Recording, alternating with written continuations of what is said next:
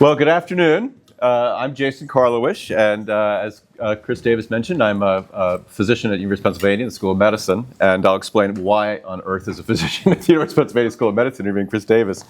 About a year ago, we put on the 2024 Arts on the Mind Festival in cooperation with the Philadelphia Chamber Music Society.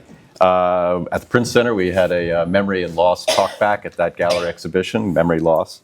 And finally, at Dance Hub with Florence Garage, met with one of the dancers there to talk about her work. And here I am with another dancer, Chris Davis, a fellow dancer, and well, that'll come out in a minute too, because what we would like to talk about is a conversation about not just the origins of this piece, but what drove you and your commitment to dance. So we're going to talk a bit about the connection between movement and meaning, how dance can make us more aware and connected to each other. So let me give Chris a bit of an introduction and tell a bit about himself, and then we'll segue to that. And then for the last few minutes also, we'll have some time for you to break the fourth wall. Is that the right wall? For Q&A. That will wrap up. So One-Man Nutcracker is written and performed by Chris Davis. By the way, it's recommended for ages 7+, but it's considered family friendly. I noticed that on the description, which I think is a bit of a provocative. Whenever you see the word but, it is family friendly. It's in its 6th year now. You're also the author and performer of The 40-Year-Old Ballerino. And we'll tie all that together because there's clearly a dance theme to Chris's work. Let's focus, though, on this work first before we talk more generally about dance. So, Chris, where did this come from? So, in 2019, I was seeing the Nutcracker, the big one. I had seen it for several years, and my partner was dancing in it, and I was doing a different show at the time called One-Man Apocalypse Now. Very different show. That was a fun show to do, but much harder to market. And so I saw, I'll just tell you, when you meet Apocalypse Now fans, there's not many. Well, they're scary. They're scary. Yeah, that is. And so you realize... The Colonel Kurtzes come out. Yeah. Yes. But I had a great time. And then I saw the show and I thought, I could not believe no one had done it before. With One-Man Nutcracker. To me, it was like, when I saw this story, I was like, this is perfect. A perfect, silly, because there's not much plot, especially in the second act, that you can really breeze through things. And that's really good for a solo show, because for me, all solo shows should be less than an hour. That's just my personal preference. And so then I started that adaptation with Adriano Chaplin, who did all that music. We took all that from London Symphony or New York City Ballet Orchestra, and we put the narration is from the 1993 movie of Nutcracker, voiced by Kevin Kline, and I re-recorded the narration with Severin Blake. That's the voice you hear, and Severin's voice, to me, the narrator, is a super important part of the play. For me, it really gives the audience access to what's happening because, let's be honest, the Nutcracker can be a bit confusing at times. So yeah, that was the origin of the show. I see. So yeah, the Nutcracker can be a bit confusing at times. That's a sort of an understatement. I thought we could talk a bit about E.T.A. Hoffman is, of course, and you and I chatted a bit about this. I think he sort of gets out of craziness jail free card with this piece. What were your thoughts when you obviously read, what most don't, no offense. And I don't recommend it. Yeah, what are your, The Nutcracker and the Mouse King. So the story I tell you is the story the Nutcracker is based on. That's what the Nutcracker is a cursed doll that is animated through the love of Clara. That's the version we know. Yeah. Alexander Dumas took E.T.A. Hoffman. He adapted it. Balanchine took that. That's the version you know today. But that tells you why there's this whole mouse battle, why this is happening. That's because of the curse of Lady Mouserings. So the story, while being really silly, I will say, and it did seem like E.T.A. Hoffman was on various drugs of the time when writing it, there's something about it that's super fun and super creative and super open, because he's like, yeah, and then this happens, and oh yeah, and the nut, it has a ring on it, Crackatook. He's like, yeah, and all these things, and it's really one of these stories that he seems like he's just really making it up as he goes. Yeah. And I kind of enjoy that. To be honest, I kind of create things in a similar way as E.T.A. Hoffman. So maybe I felt attracted to the story because I also am not necessarily a linear person.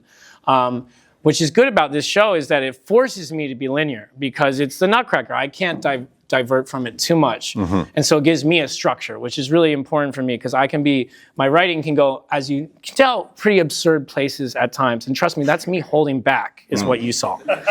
So you can only imagine how weird it can actually get. So I think it's a good example of how art gives us both inspiration and discipline. Yes. Yeah. And the frame of this show is so helpful for me. The frame of this ballet dancer who falls on hard times, has 2 left feet, while being silly, that gives me, for the audience, it's the idea is that you have access to that moment. You're like, okay, I get this. And then it kind of gives the frame of, oh, he gets this script in the mail and he has to do the show.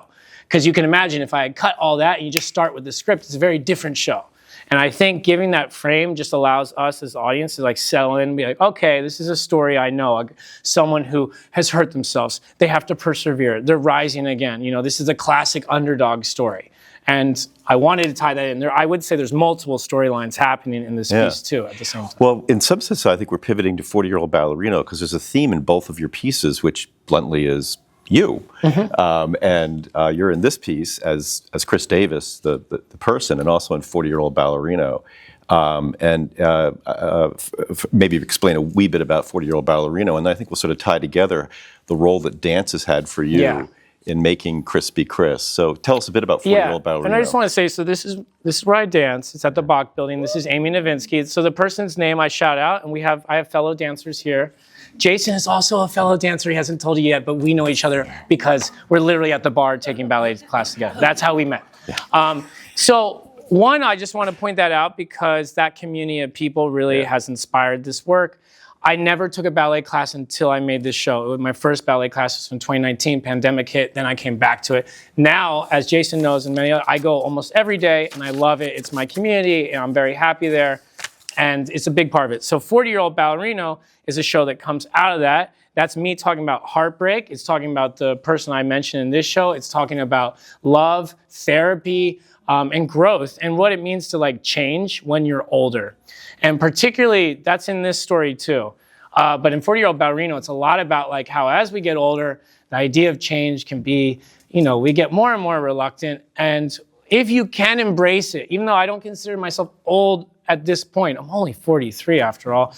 But what I mean is that change is something that will reinvigorate you and make you feel young. And dance is actually part of that. Like if you've never danced before, and let's be honest, no one dances in this country, to be honest. Like the idea of moving in our bodies, being inside our own bodies, being connected, this is something that was never taught to me. It's something I feel like I learned way late in life. I feel like I spent most of my 20s and 30s up here. And so getting into my own body, and then all of a sudden I start to understand why these dancers are so like, they're always like moving around like that, and they look, and they have that posture, and I'm like, oh, who do they think they, like, but Chest. As you do it, you start to realize what it is just embodying your body, and we get one body in our lives, and so to embody it, it puts you on a whole journey of, I think, to discovering parts of yourself that you never knew existed. And I'm very thankful for that with the ballet class too, and with my teacher, Amy. And my teacher, Amy, is a very strict teacher, Vaganova method. And what's great about her is that she treats me like I'm a serious dancer. And as a result, guess what happened? I became a serious dancer. And it's just, it doesn't matter what age you start at. And I just want to put that out there because we in our ballet class, we have people of all ages. And everyone has a good time, and everyone, and so I just encourage anyone ever thinking about that, if you give it a shot, you'll be really shocked how accessible it can be. And I highly recommend Amy's studio because she's the best studio in Philadelphia for beginners. I'm 59, and I started 3.5 years ago. We started, around the same time. Chris has beautiful feet, I just want to say. Yes, he does. Well, they know really that, nice Jason. feet. They saw the show. Yeah, I know. You've got great feet. So I wanted to. So, implicit in the title, 40-Year-Old Ballerino, is just that, which is age. I mean, you're in that title. You're bringing out your age, and what's interesting, of course, is by 40, most ballerinos have hung up the tights, so to speak. And so, in some sense, the very title, I think, captures, what you've just been saying is that it's still possible to change. It's still possible to adopt this and I'm speaking personally, something which most people say you're way beyond that. There's no, why would you even bother? Yeah. Yeah. And I just say it's not only possible, it's important. Yeah. Like literally the benefits, which I'm sure, Jason, you felt as well, that you feel in your body, just feeling stronger, more confident, being able to move more. All these things are great benefits that I feel on a daily basis. Yeah. And I just, I'm very thankful that a show brought me to that. It's not, I would not have taken a ballet. I never, ever pictured myself taking a ballet class in my life. Yeah, my start was our friend Judy, Judy of the Performance Garage, said, "Oh, come on over. The Philadelphia Ballet is going to perform to thank us for using their space during the pandemic." And so I was sitting right where you all are while the Philadelphia Ballet is performing right here in front of me. Think about that. And I'm looking at them like, oh my God, I got to do that. And so I said to Jean Ruddy. Their legs are like. Yeah, I said to Jean Ruddy, who runs the Performance Garage, and so she set me up with, anyway, that's a long story short. But, one of the points you made, I agree with you, is ballet classes are an hour and a half long. And what's interesting is during that entire hour and a half, with rare exception, have I ever had my thoughts interrupted by anything other than focusing on that class. In other words, it is like the ultimate meditation experience. Yes. It is fascinating. Like the email that needs to be sent, the dinner, nothing. I would say I can count on one hand the number of intrusive thoughts I've had, having done now ballet classes 3-4 days a week for about for me, honestly, I often have intrusive thoughts during ballet class, but it's a way of me processing maybe my day or the stresses and things that actually like, I'll think through it and it will go away. But like for me in ballet class, as someone, I don't have the best attention span in the world, it makes me focus in a way that's very healthy for my brain. I mean, and it took me a while. It took a lot of Amy yelling at me because I was very unfocused for a long time because I get unfocused by literally like a window.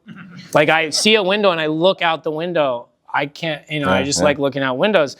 And like, it sounds crazy, but like just Amy has allowed me to discover a discipline that I never thought I was capable of nor interested in, but now I love it. And it's sort of like when you're disciplined about something, it is like having a superpower.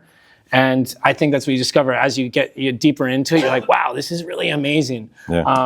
Yeah, I have had past somewhat, I guess, tense, terrible dyslexia and horrible right-left confusion. Oh, wow. The joke used to be like, ask Jason which way is right and go the opposite because he'll go But what's interesting is I haven't obliterated my dyslexia, but my right-left confusion is substantially abated. Yeah. I want to get sort of give back some words that you spoke in an interview with Hollywood Soapbox in April 2025 edition. I'm going to read this quote of yours. Maybe we'll talk about that and then pivot it to the audience here to give them a chance to ask some questions. So you were interviewed by Hollywood Soapbox, and they said, what's the lesson to be learned from your theatrical ballet classes as well as these two shows that you've put together, 40-Year-Old Ballerino as well as One Man? And I'm just going to read you your answer here. No matter how old you are, or young you are, or miserable you are, or sad you are, or even happy you are, you can always change. Change is always possible. The hardest, most difficult relationship you'll ever have will be with yourself and your own self-worth. Battling that takes more than a tendu or a jeté, two ballet moves. But here it is. But ballet for me has allowed me to find new levels of comfort in my own body and my mind. And I guess that's why I'm here, and I thought we should talk, because I think, it's a good example of how what we're searching for, of course, all of our lifespan, is to put brain and body together to finally create a healthy mind. And I think ballet is a good example of one of those opportunities, along with the arts in general. So I thought it's a very wise quote. You. And it's been a wonderful conversation here about how to create a healthy mind. So thank you, Chris.